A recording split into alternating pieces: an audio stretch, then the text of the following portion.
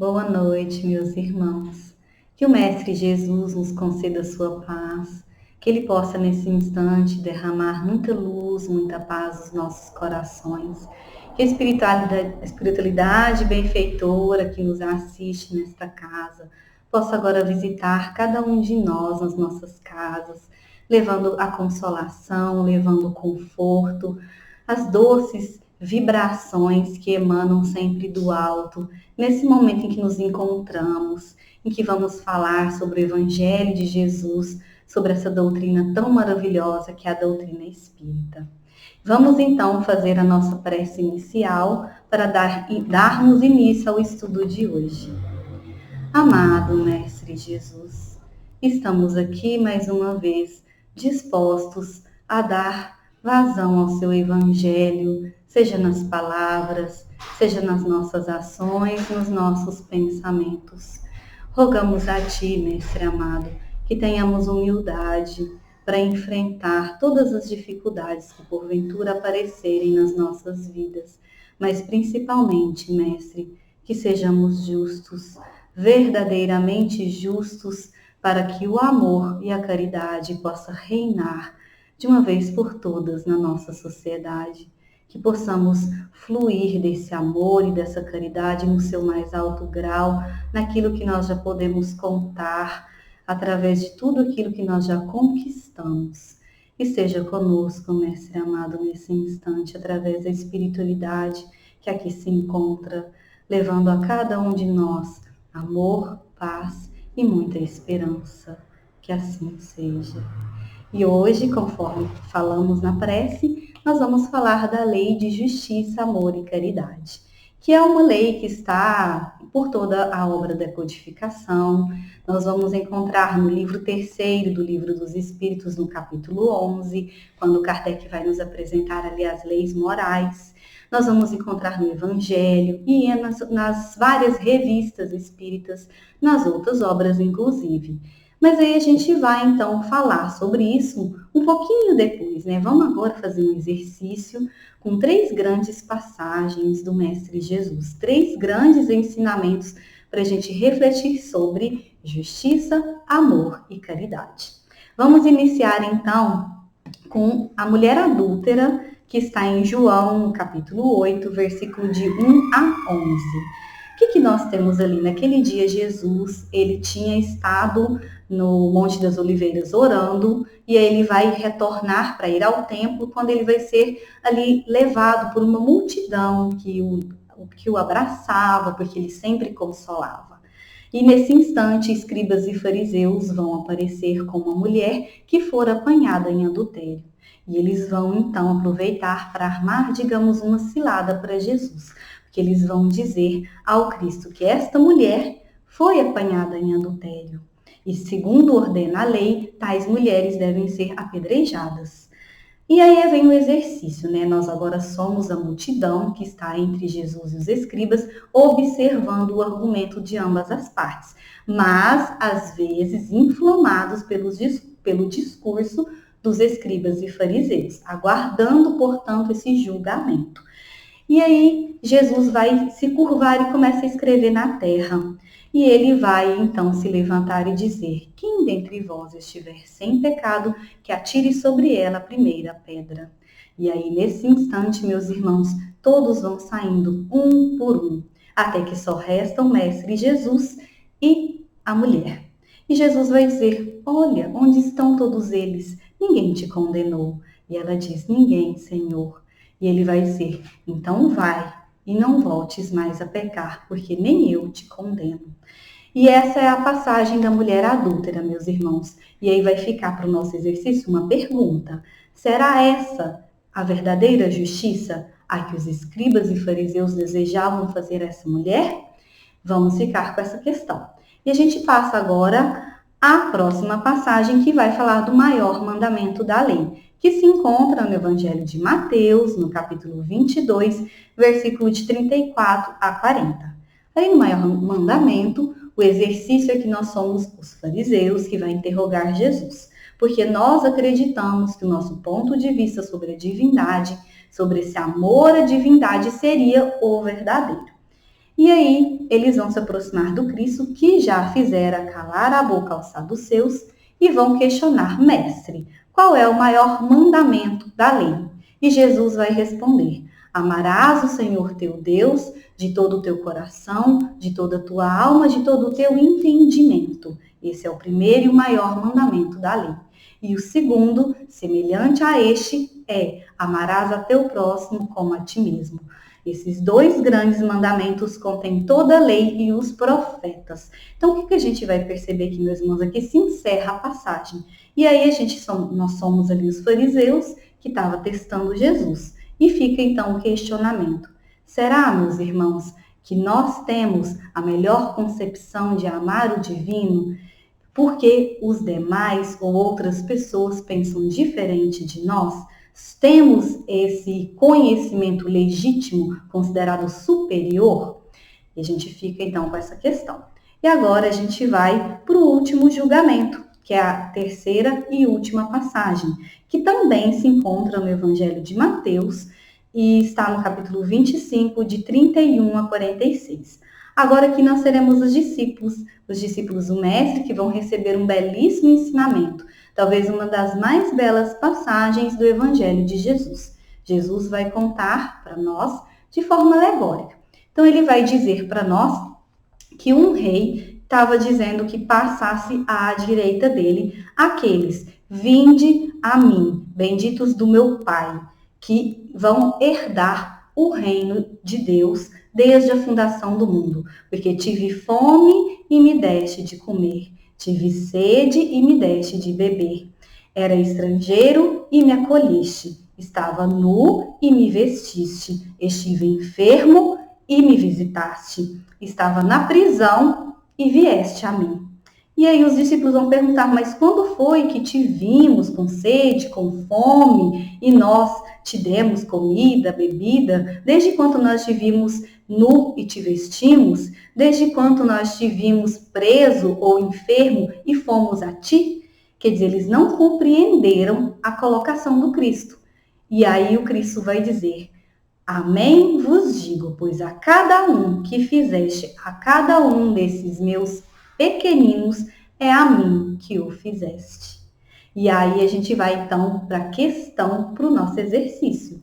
Será que nós estamos ainda com a incompreensão dos discípulos diante do fazer ao outro que nós gostaríamos que nos fosse feito? Então são esses três grandes momentos do Evangelho de Jesus que a gente vai refletir sobre justiça, sobre amor e sobre a caridade. Vamos começar pensando, diante desses três ensinamentos, o que a gente tem ali, nesses três grandes ensinamentos? A gente tem a colocação do Cristo a partir dessas questões que nós estamos discutindo, justiça, amor e caridade. Mas, principalmente, vai aí o questionamento para nós. Nós estamos nos debruçando, observando essas palavras evangélicas? Se nós estamos debruçando, nós estamos vivenciando essas palavras nas nossas ações cotidianas? Será que nós estamos, na medida do possível, além de vivenciar, levando essa palavra adiante, retirando essas chagas terríveis do egoísmo e do orgulho e levando esse trabalho, esse amor, esse fazer ao outro que nós gostaríamos que nos fosse feito adiante? Então são essas questões que vão nortear o nosso estudo de hoje. Então, já vamos começar falando, a respeito da primeira passagem, da mulher adúltera, que a gente vai trabalhar, então, o conceito da justiça, Bom, o que a gente tem ali, meus irmãos?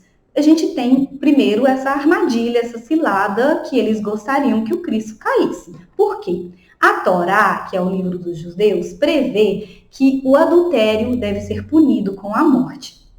Só que a gente sabe que na época de Jesus, a pena capital ela só podia ser executada ou aplicada por governantes romanos. Então, se Jesus condenasse a mulher, ele estaria indo contra a soberania de Roma. E se ele absolvesse, ele estaria indo contra a lei judaica. Mas é importante a gente dizer que Jesus, quando ele vem dar seguimento à lei divina, a lei que foi trazida, que veio através dos 10 mandamentos, porque essa é a lei divina, ele veio dar o seu devido desenvolvimento. Mas algumas leis mosaicas certamente ele iria revisar, como por exemplo, a própria visão de Deus Pai, todo amor, todo misericórdia, infinitamente justo e bom. Então, o que a gente vai ter, na verdade, ali, meus irmãos? Que o Cristo, ele vai questionar algumas questões porque ele vai trazer esse novo ponto de vista, esse modo de ver Deus de uma outra forma, diferente do Deus vingativo, do Deus que exige. Então a gente vai ver todas essas questões trabalhadas pelo Cristo no seu apostolado de amor. E aí a gente pergunta, Jesus sabia da armadilha? Claro que ele sabia, ele tinha esse entendimento, mas ele aproveita a circunstância para dar o grande ensinamento. Porque o que Jesus fala? Quem dentre vós estiver sem pecado, que atire a primeira pedra. O que Jesus está dizendo, meus irmãos? Ele está dizendo para nós, voltando a responsabilidade para nós. Ele já não está falando da lei como um todo, ele está falando da nossa responsabilidade perante o outro. Porque se nós violamos o direito do outro, nós estamos sendo injustos. Porque nós também podemos nos equivocar. Inclusive, tem uma questão que está no Livro dos Espíritos, que é a questão de 875, que a gente vai entender exatamente isso que o Cristo nos traz. Como se pode definir a justiça? A justiça, segundo a resposta dos Espíritos, consiste no respeito aos direitos de cada um. Então vejam, meus irmãos, aqui na codificação a gente está vendo que é isso, né, de respeitar os direitos de cada um, e já era que o Cristo nos trazia ali naquela passagem da mulher adúltera. Então o que a gente vai perceber, na verdade, meus irmãos, que o Cristo já nos convidava para fazer essa verdadeira justiça. Mas o que ocorre, na verdade? Muitas vezes nós permitimos que as paixões, que as ilusões tomem conta dos nossos julgamentos. E o que vai acontecer? Vai nos levar a falsos pontos de vista. Tendo falso ponto de vista, nós vamos, muitas vezes, sermos injustos, criar situações de desumanidade, de crueldade, inclusive. Quantas vezes na história da humanidade nós passamos por tantas guerras, algumas raças e etnias se sentiram no direito de se sentirem hegemônicos e conduzirem as outras através da escravidão. E aí a gente vai perceber, na verdade, todo um processo de grande injustiça. E aí que Jesus nos faz refletir, porque ele fala que nós carregamos esse senso de justiça. Quando ele volta para nós, é porque nós temos esse senso em nós. E, inclusive, essa é uma das questões lá do Livro dos Espíritos, se não me engano, a questão de 873, que vai dizer que nós carregamos sim esse senso de justiça, só que muitas vezes nós permitimos que essas paixões acabam por nos retirar do caminho correto. Então, nesse sentido, a gente vai pensar assim, então a justiça humana, ela é falha. Por quê? Porque, primeiro, que não tem como ela ser a mesma para todos os povos. Os povos têm as suas tradições culturais, têm os seus costumes, as suas crenças diferenciadas. Então, não dá para ser tudo igual. O que temos que fazer é pegar o sentido de justiça, que é equidade, equilíbrio e igualdade. Esses sentidos, trabalhado ali naquele determinado povo, pode ser que funcione, pode ser que nos auxilie sim. Mas a gente tem que entender, meus irmãos, que para que isso aconteça, nós temos que realmente trabalhar conjuntamente, de forma coletiva, mas não é isso que, infelizmente, acontece.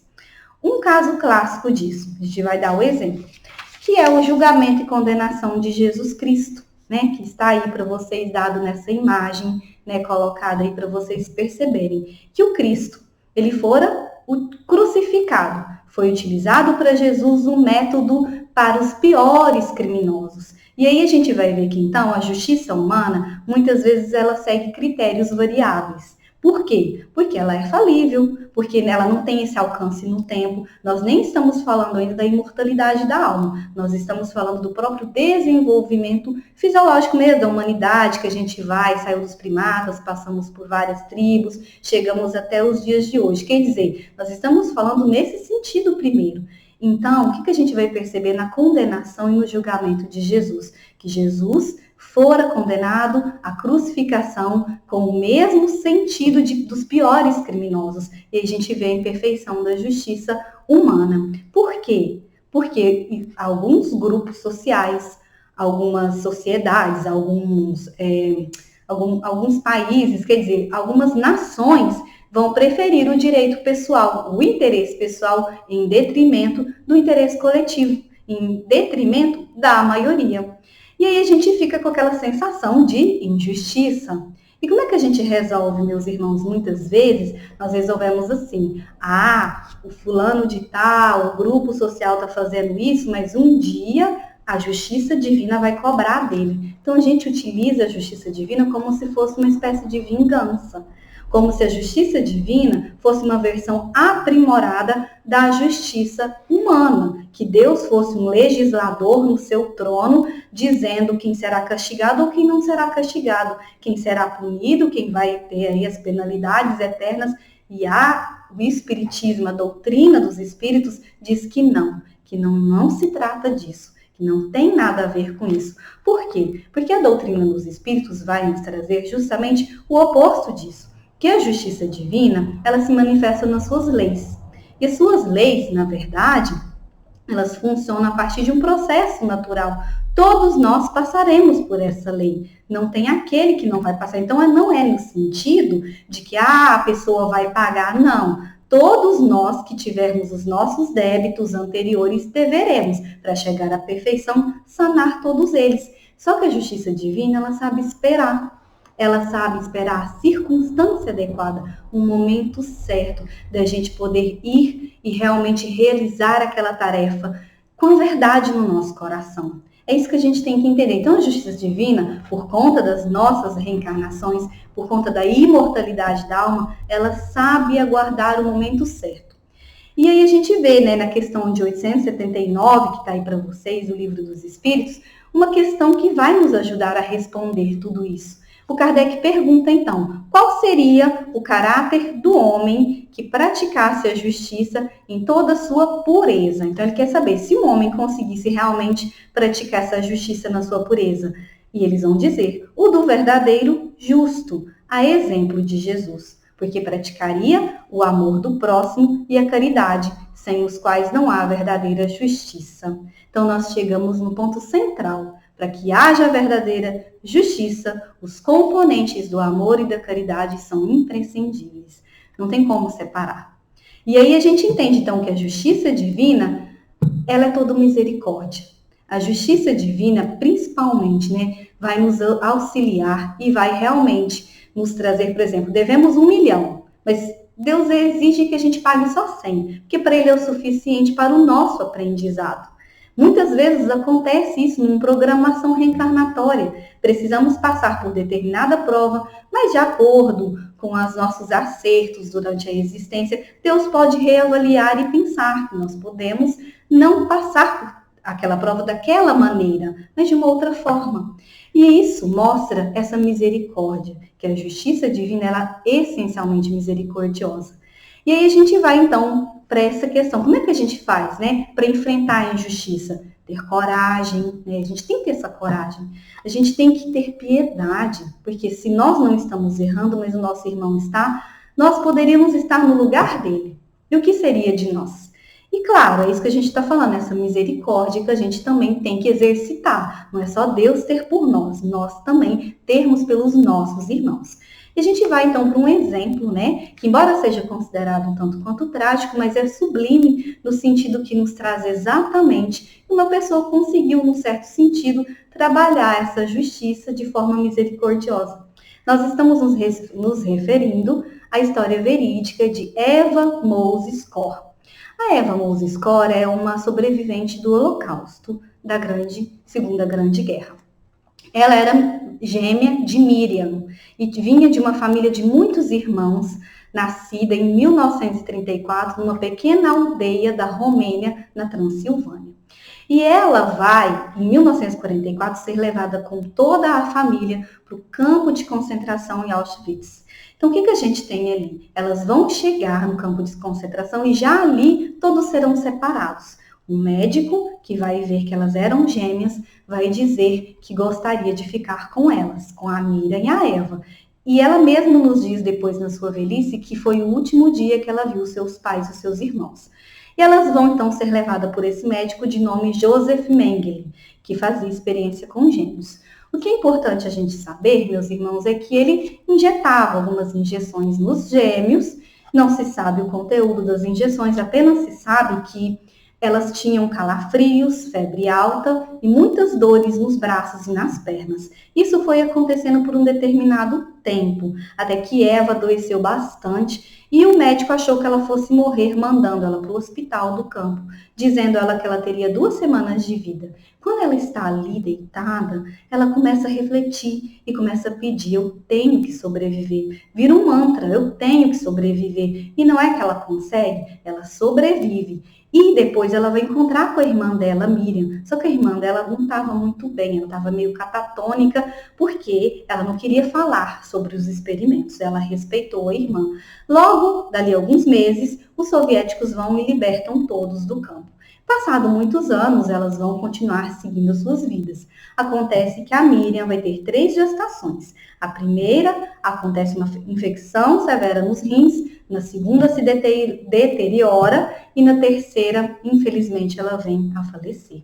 E aí Eva fica querendo saber o que tinha naquelas injeções, né? E ela vai, então, em busca dos arquivos. Não encontra nada. Mas fica sabendo de um médico em Boston que vai dizer que um doutor nazista, doutor Munt, era vivo. E ela vai em busca, então, desse encontro. Nesse dia, ela teve a coragem, que é o que a gente fala, que é um dos pontos quando a gente vai enfrentar a injustiça, né? Ela teve a coragem, bateu na porta dele e pergunta: você sabe o que é uma câmara de gás? Ele não responde. Você sabe o que é uma câmara de gás? Ele não responde. E aí depois ele vai dizer que sim. E ela vai dizer: pois então, esse é o pesadelo que eu vivo todos os dias da minha vida.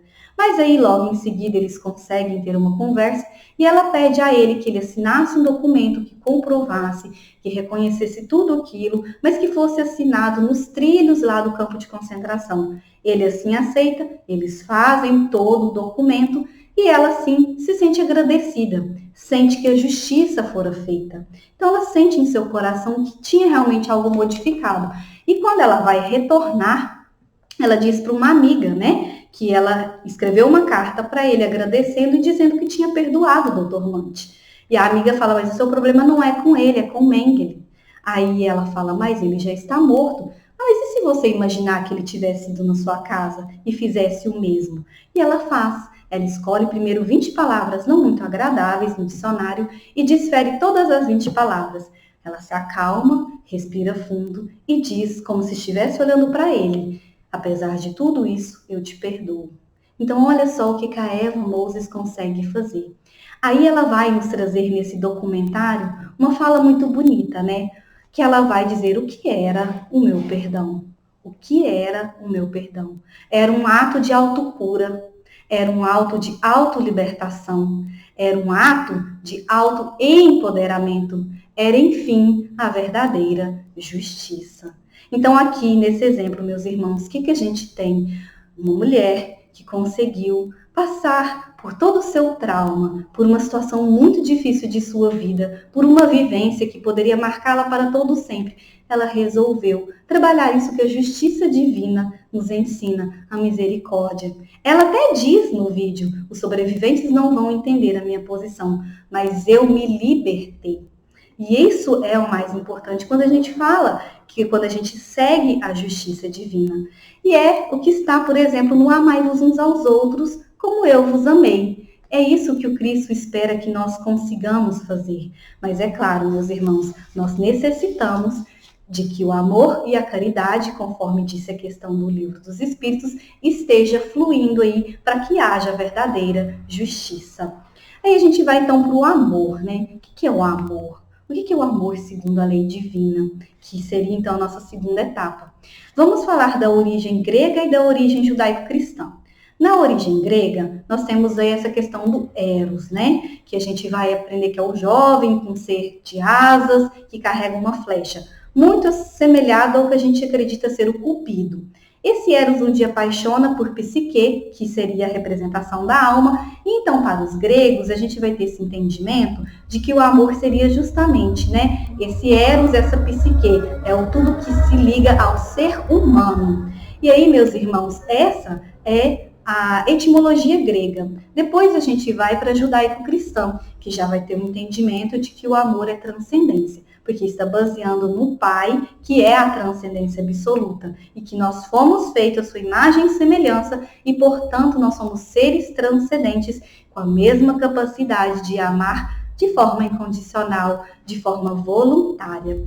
E aí é que a gente vai ver o desenvolvimento de um amor que se chama amor ágape. O amor ágape estava ali nos gregos, dessa forma que a gente viu do Eros, mas é o Cristo que vai desenvolver, que vai expandir da melhor forma, porque é o amor entre irmãos, é o amor fraternal. Por exemplo, meus irmãos, o que é o amor ágape? Quando a gente tem lá amarás o Senhor teu Deus sobre todas as coisas e ao próximo como a ti mesmo, quando Cristo lança o segundo mandamento, ele está falando do amor ágape, que é o amor entre irmãos. É o amor incondicional, é o amor voluntário, é o amor que não tem pré-condição, é o amor que não discrimina. Mas aí a gente pergunta, a gente está praticando esse amor, meus irmãos? Será que nós estamos praticando? Às vezes não, né? Porque às vezes nós amamos ainda de forma egoísta, ainda impomos condições, ainda discriminamos, ainda colocamos o nosso ponto de vista como verdadeiro. Mas o que acontece, na verdade? Nós estamos em busca de aprendizado. Não vamos nos estressar, né? Vamos em busca do aprendizado para a gente chegar nesse amor fraternal que o Cristo nos ensina. E aí a gente vai, então, para a ajuda da doutrina no Evangelho segundo o Espiritismo, no capítulo 11, a lei de amor. A gente vai ter ali a fala de vários espíritos, a instrução de vários espíritos. E aí a gente vai lembrar de Lázaro, né? Lázaro que vai falar para nós que na infância espiritual nós temos instintos, depois nós passamos a sensação e no mais instruído e purificado teremos sentimentos. E aí ele deixa essa fala belíssima, é que o amor é o requinte do sentimento. Mas além de Lázaro, a gente também vai ter Fênelon, que vai nos apresentar também que o amor ele é de essência divina. Portanto, nós já temos em nós essa centelha, esse fogo sagrado, como se fosse uma semente que guarda intensas potencialidades de desenvolvimento e cabe a nós fazer com que ela germine, com que ela vire uma frondosa árvore e dê os seus frutos, os frutos que são as boas obras. E a gente tem também, né, que o amor, então, é que fará se realizar toda a justiça plena. Então, é o amor que vai nos conduzir a esse caminho de luz. E aí a gente vai também para mais um espírito, que é o Sansão, que vai trazer para nós. Ele fala, amai muito para serdes amados. E quando ele fala que amar no sentido profundo do termo é ser leal, é observar essa sentença máxima de fazer ao outro o que nós gostaríamos que nos fosse feito. O que é isso, meus irmãos? É buscar aliviar a dor alheia, o sofrimento. Por quê? Porque essa dor pode ser a minha, qualquer momento, e eu necessitar de um irmão. E aí que a gente vai ter essa fala belíssima do Fênelon, do Sansão. A todo sofrimento que possam dispensar uma palavra de esperança para fazer todo amor e toda justiça. Então, que a gente possa acalmar os ânimos, ir ao encontro do sofrimento para que o amor se realize e a justiça também. Então é só nessa via, meus irmãos, é só nessa estrada que a gente vai realmente conseguir, né, amar de forma fraternal, de forma universal. Quando a gente vê assim, que hoje nós somos melhores que ontem, que hoje nós somos seres mais evoluídos, hoje nós entendemos outras questões que antes nós não entendíamos, é o melhor momento hoje, é a melhor oportunidade a atual existência. Então, é o melhor momento para amar. E aí a fala de Jesus, quando ele fala de amar a Deus e ao próximo, já nos aproxima de um outro momento muito importante. Que ele vai dizer, né, meus irmãos? Amai os vossos inimigos. Fazei o bem aos que vos odeiam, orai pelo que vos perseguem e caluniam. Que está em Mateus, no capítulo 5, de 20 a 47. Então, o que a gente vai ver nessa passagem aqui? Se ele já mandou a gente amar a Deus e ao próximo como a nós mesmos, agora ele está falando para a gente amar os inimigos. Mas seria possível, meus irmãos, amar os inimigos da mesma forma que se ama um amigo? Inclusive, a questão de 887 do Livro dos Espíritos vai questionar isso. Kardec quer saber como é que a gente pode amar essa questão da inimizade, já que a vibração pode ser totalmente diferente. Mas o ensinamento não é esse, segundo os espíritos, os instrutores. O ensinamento é que nós devemos pagar o mal com o bem. O ensinamento é que nós devemos perdoar aos nossos inimigos, não nos vingarmos. Esse é o ensinamento. Pode ser que a gente não consiga ter afeição. É difícil. Talvez, um dia mais evoluídos, possamos até ter esse ponto de vista. Mas, por enquanto, não fazer o mal, não desejar vingança. Esse já é o caminho para nós amarmos os nossos inimigos. E aí sim, né, no momento da crucificação, Jesus vai dizer: Pai, perdoa-lhes, eles não sabem o que fazem. O que o Cristo está trazendo aqui para nós? Ele foi aquele que foi condenado, o justo por excelência foi condenado. E ele nos perdoou. Ele sabia, perdoou seus inimigos. Ele sabia que nós estávamos causando uma tremenda crueldade, mas ele entendia a nossa inferioridade espiritual ainda, a nossa inferioridade moral. E ele roga ao Pai para que ele tenha misericórdia de nós, porque nós não sabíamos o que estávamos fazendo. Se encontra em Lucas, no capítulo 23, no versículo 34. Então, a gente vai já para esse questionamento, né? Não se é justo se não nos amamos uns aos outros, mas também como podemos amar se não amamos de forma desinteressada? E o que é o amor desinteressado, meus irmãos? É o amor em ação, é a caridade. Então, a caridade é o amor em ação. A caridade é nós observarmos se nós estamos fazendo bem sem ostentação. A caridade, ela vai nos auxiliar a ser pacientes, a sermos bondosos de coração, a sermos piedosos. Não existe, talvez, uma passagem tão bela como a de Paulo Apóstolo para nos trazer esse entendimento sobre a caridade. Ele vai falar que a caridade é paciente, que a caridade é benigna, que ela não ensoberbece, que ela não é invejosa, que ela não irrita, que ela não suspeita mal, que a caridade, ela não é ambiciosa, que ela tudo sofre, tudo tolera, tudo espera, tudo crê. Que está na carta aos Coríntios. Nessa passagem, nessas palavras de Paulo, o que a gente vai ver? Ela reúne tantas qualidades. A caridade, ela consegue reunir todas as qualidades do nosso coração. Todas as virtudes estão ali à mostra. Quer dizer, então, é pela caridade que nós vamos compreender, meus irmãos, aquilo que o Kardec nos traz no capítulo 15, que ele traz essa passagem aí do Paulo Apóstolo. Ele diz assim, que a caridade está ao alcance de todos, do ignorante ao sábio, do religioso ao ateu, do rico ao pobre. E aí que a gente compreende, então, quando Jesus traz lá, né, no juízo final, tive fome, me deste de comer, tive sede, me deste de beber. O que a gente tem ali, meus irmãos? Senão a caridade. A caridade que encerra todas as outras virtudes. Por que ela encerra todas as outras virtudes? Porque não tem como nós sermos caridosos, humildes, se nós não somos caridosos. Não tem como sermos mansos e pacíficos se não somos caridosos. Não tem como a gente ser benevolente, bondoso, se nós não somos caridosos ou mesmo misericordiosos. E aí que a gente vai entender que, então, a caridade, ela é um amplo movimento. Ela é uma virtude extremamente ativa. E é o que a gente vai ver na questão de 886 de O Livro dos Espíritos. O que a gente vai ter ali, né? A pergunta de Kardec é maravilhosa. Ele vai dizer: qual o verdadeiro sentido da palavra caridade como a entendia Jesus? Então, olha só, Jesus aí compreendia como esse amplo movimento, como ela é ativa. E olha como Jesus a entendia, meus irmãos.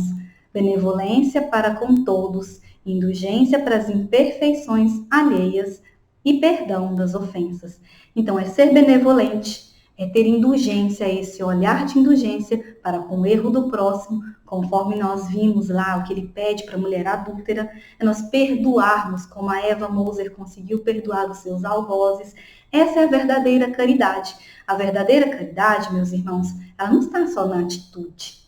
ela está no pensamento que vai para a atitude. Ela está na maneira de realizar essa ação. Então, olha como isso não é complexo, mas é para a gente observar como tudo isso está realmente nos transformando, nos mostrando o que é a verdadeira caridade. E não nos esqueçamos que o mais necessitado não é aquele que pede. Então, na maioria dos casos, nós somos os verdadeiros necessitados, meus irmãos, porque devemos assistir sem ostentação, devemos assistir o nosso próximo com essa humildade, com essa abnegação, com esse constante devotamento, às vezes esquecer de nós mesmos, sendo piedosos, sendo misericordiosos. Então vejam que é isso que o Kardec nos traz. Ela é a condição única, ela é a condição expressa para nós conquistarmos a nossa salvação. Não tem outro caminho, não tem outra via. Então quando Jesus nos oferece a visão de atender o próximo, né? Quer dizer, essa questão que está aí colocada no último julgamento, de ver no outro a imagem dele. Né? O que é isso? É justamente essa simpatia, esse movimento de ver que eu estou no outro. Quer dizer, Jesus está ali diante de mim. Não importa o que esse outro se manifesta diante de nós. Se o abandono, se frio, se fome, ou fome espiritual ou fome física, não importa. O que importa é que nós devemos sempre recolher esse irmão, entendendo que está diante de nós o próprio Mestre Jesus. E aí a gente vai para uma história que todo mundo, né, já deve estar vendo pela imagem da Madre Teresa, que aconteceu também, é verídica, em 10 de setembro de 1946. Ela ainda estava no começo do seu trabalho de missionária. E um belo dia, passando pelas vielas da Índia, ela vê um mendigo na sarjeta. Ela se aproxima para ver o que ele gostaria ali, de comida, qualquer coisa. Nesse instante, os olhos sofridos desse mendigo são erguidos e levados em direção aos dela. E ele vai somente dizer, tenho sede. Naquele instante, o que passou pela mente de Madre Teresa? Essa fala do Cristo. Tive fome e me deste de comer. Tive sede e me deste de beber. Era estrangeiro e me acolheste. Estava nu e me vestiste. Então, todo aquele processo, aquela experiência, a fez ver o Cristo naquele homem. E ela foi, a partir desse momento, cada vez mais tendo certeza do seu trabalho, da sua experiência como missionária da caridade, abrindo um instituto que ficaria reconhecido posteriormente mundialmente. E que ela seria, então, aquela que nós conhecemos como Madre Teresa de Calcutá. Mas quantos não são os exemplos anônimos no dia a dia das nossas vidas? Quantos exemplos de Madre Teresa estão acontecendo nesse exato instante, reconhecendo Cristo nos seus irmãos? Somos muitos, meus irmãos. Temos essa condição de sermos instrumentos da providência divina. E aí a gente vai se perguntar, né? Mas e hoje? Por que então vivemos tantas dores? Por que tantas partidas abruptas? Por que esse movimento de transição está acontecendo, que está deixando todo mundo assim, às vezes sem ter palavras? Bom, tudo está colocado segundo a lei divina. Nós devemos passar por tudo isso, mas não esqueçamos, meus irmãos, que a caridade é o melhor remédio, que a caridade é o melhor tempo, que a caridade é o melhor trabalho, que a caridade é a melhor opção, é a melhor em tudo. Se nós formos, então, observar que a caridade é essa âncora de sustentação. O que é essa âncora de sustentação? Aquilo que São Vicente de Paulo vai trazer para nós no Evangelho segundo o Espiritismo, no capítulo 13, aquela belíssima passagem. A caridade é a âncora eterna de salvação em todos os mundos, é a pura emanação do Criador, é a sua própria virtude que ele transmite à criatura. Então, meus irmãos, é a âncora em todos os mundos, não só no nosso. Nós estamos às voltas com esse amor em ação. É a própria emanação de Deus, a própria virtude do Pai que ele transmite a todos nós. Que vamos, então, nesse momento, angariar logo os recursos para estarmos de braços dados com a caridade. É ir para esse devotamento verdadeiro. Quando a gente for para a consolação, deixar que os impulsos de caridade estejam ali nos movimentando, porque jamais faremos o mal. é retirar logo esse orgulho, esse egoísmo, com vistas à caridade se fazer presente todos os dias na nossa vida. Inclusive, tem aí um chamado para nós, né? Que o Kardec nos traz na Revista Espírita de dezembro de 1868. O que o Kardec vai trazer? A caridade é a alma do Espiritismo. Ela resume todos os deveres do homem para consigo mesmo e para com seus semelhantes.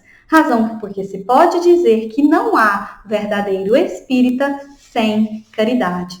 Então, se somos espíritas, vejamos o chamado, vejamos a importância de termos em nossas mãos o verdadeiro conhecimento, a terceira revelação. Já que estamos em vias de encerrar o nosso estudo, vamos recordar rapidamente sobre a lei de justiça, amor e caridade, naqueles 3 grandes ensinamentos que o Cristo já nos deixou há tanto tempo e que a doutrina veio nos trazendo o tempo todo a importância, porque nós somos corações ligados uns aos outros.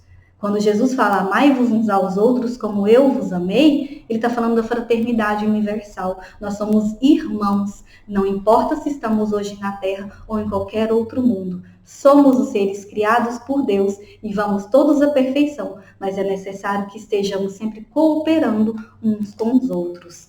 Vamos lapidar as virtudes do coração quanto antes, meus irmãos. Não deixemos para depois. A justiça humana ela vai sendo transformada com o tempo, porque a justiça divina, com as suas leis, vai realmente acontecendo. Essa é a nossa verdadeira destinação.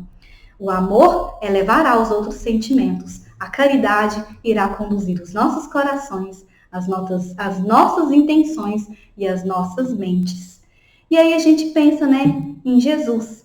Olhar para Jesus nesse momento, meus irmãos, que foi o justo, que foi o amor por excelência, que é a caridade plena.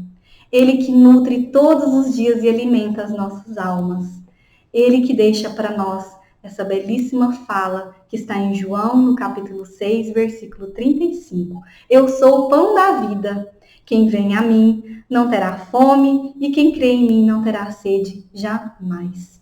Que possamos, meus irmãos, seguir essa lei de justiça, amor e caridade, lembrando que Jesus nos alimenta com seu verdadeiro amor, com sua verdadeira justiça e com sua verdadeira caridade. Façamos a prece final para encerrarmos, colocando os nossos corações nas mãos do Mestre Jesus, convidando para que Ele esteja agora, nesse instante, nos abraçando, nos envolvendo nas mais doces vibrações. Ó Mestre amado, como é bom ter o Teu Evangelho entre nós, como é bom saber que temos condições de receber esse conhecimento. Mestre amado, necessitamos tanto de Ti, mas hoje estamos dispostos a sermos justos, a sermos amorosos, a sermos verdadeiramente caridosos. Que o Mestre Jesus nos ampare, derrame luzes sobre as águas colocadas e fiquemos todos na paz do Cristo, hoje e sempre. Que assim seja. Fiquemos em paz.